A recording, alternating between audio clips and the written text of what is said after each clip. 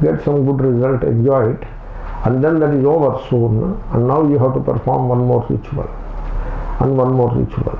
Like go to heaven and fall down after a while and again perform a ritual and go to heaven. So this will be going on. So now you are moving from one vortex or one whirlpool of karma to another whirlpool of bhoga, to another whirlpool of karma, to another whirlpool of bhoga. Nadyam kita iva avartat avartantaram ashute. Ashu, like a small ant which is caught in the flow of a river in spit. It is going round and round. The water will be like a round it will be. There will be many tiny whirlpools all across the flow. And an ant caught in one small whirlpool, it is pushed out of the whirlpool after a little time, but it is soon caught in another whirlpool and then struggle within that and again pushed out of it by the same whirlpool, and but very soon caught in another whirlpool. These people, the karma people, are no better than this. Kriti moho dadhau patana karana. So sakama karmani punaravritti karani bhavanti iti vannitam shrutishu, like that Pitikakara says. Also, there is nothing like 100% righteous action. There is another pitfall in this movement. You take it as a right action, and therefore it will have only desired result or desirable result. But every right action has a hidden wrong in it. So sarvarambhani doshena dhumena agni rivavrata. It is like you organize a charity. Suppose you organize a charity. You collect $1 million from people.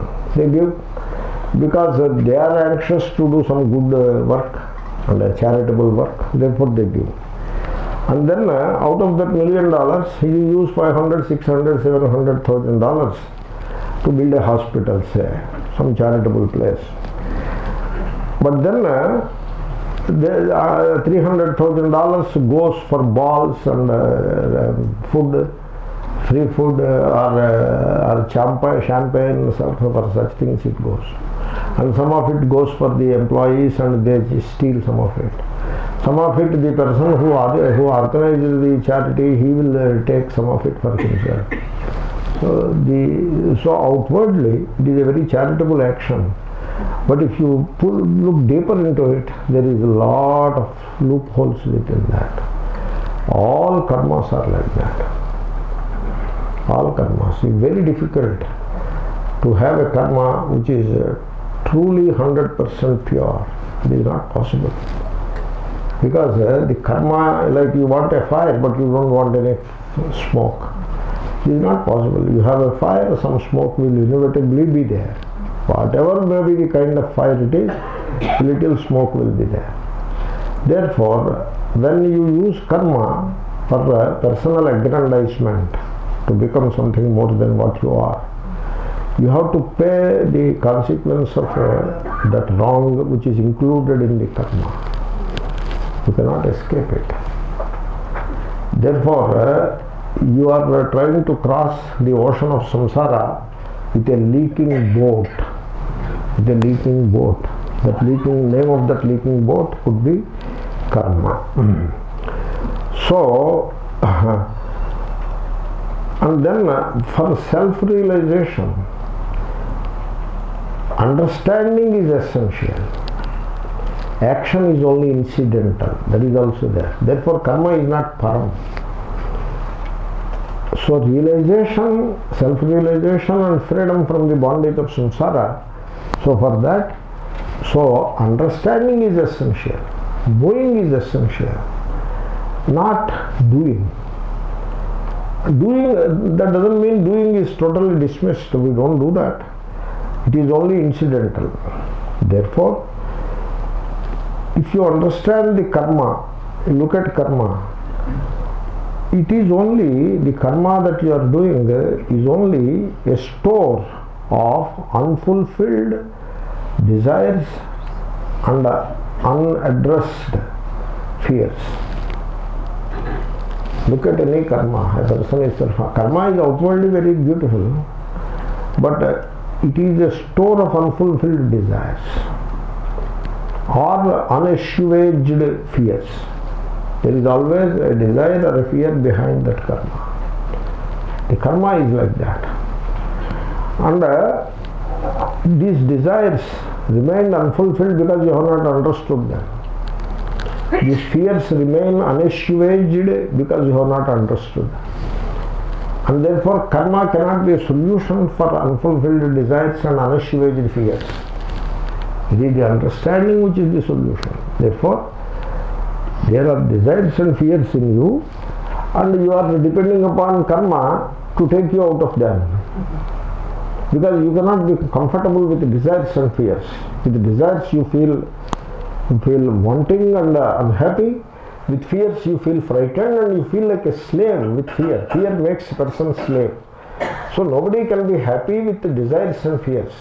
And you have to get out of them. And you want karma to take you out of desires and fears. That is a huge misfortune. It won't. Only understanding the desire. Look at the desire. Understand it. Look at the fear. Understand it. Look at it. Learn to look. Yah pashyati sapashyati. So don't again go into some verbal structures and all that. Don't become a victim of the verbal structures, a prisoner of verbal structures. You depend upon yourself. Be self-dependent. Can't you look? Can you look or not? Even I'm not talking about looking with these two eyes. Even a blind man can look with him. I am talking of that looking, not with the pair of eyes looking. A blind man can do it. An old man can do it. A young man can do it. Anybody, a child cannot do it probably. A grown-up person should be able to do that. And you should rely upon yourself. Be self-reliant. You have a desire. So you run around for people to tell you how to fulfill that desire. What kind of an attitude it is? Arey, tumko kya ho gaya? What happened to you? You have a desire. It is in your mind. The mind is projecting a desire. Instead of looking at it and examining it, you go around to people telling, asking for a way of fulfilling that desire. You are a crazy idol.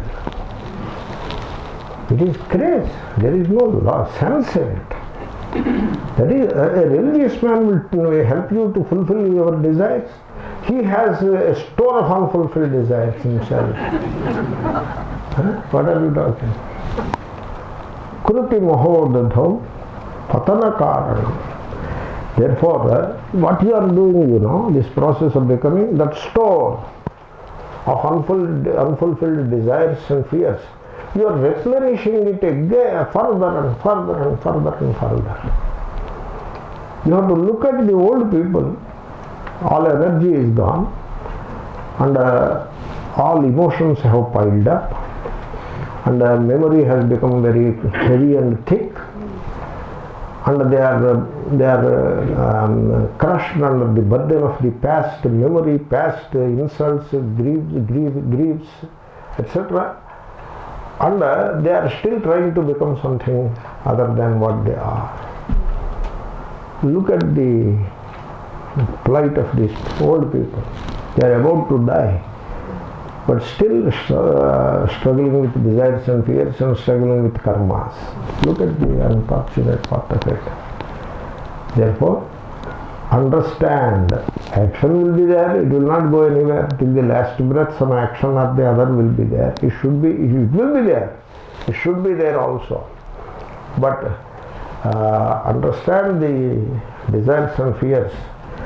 So, you need not, this store of desires and fears. You are looking at a karma person, karmi. You are looking at a karmi.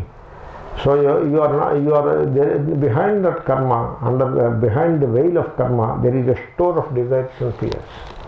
And by doing that karma, with an end in view, he is replenishing that store. It need not be so. It need not be so. How? Should we drop the all action? No. You will still continue to act. Of course, the righteous action only. What needs to be done, you will continue to do. You need not restore or replenish that store of desires and fears. You need not.